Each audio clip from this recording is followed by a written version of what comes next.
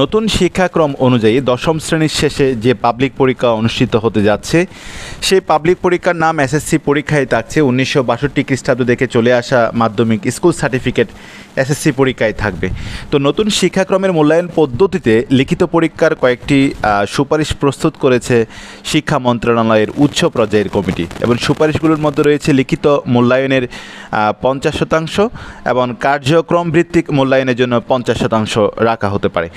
তো গত সোমবার কমিটির মূল্যায়ন পদ্ধতি নিয়ে জাতীয় শিক্ষাক্রম ও পাঠ্যপুস্তক বোর্ডে একটি বৈঠক করে, এবং বৈঠকে উপস্থিত একাধিক কর্মকর্তা এই সব তথ্য জানান। তবে এই বৈঠকে উপস্থিত একাধিক কর্মকর্তা বলেন যে মশিউজ্জামানের প্রশ্ন শুনে হতবাক শিক্ষা বোর্ডের কর্মরত এবং পাবলিক পরীক্ষায় অনুষ্ঠানে অভিজ্ঞ শিক্ষা ক্যাডার কর্মকর্তারা।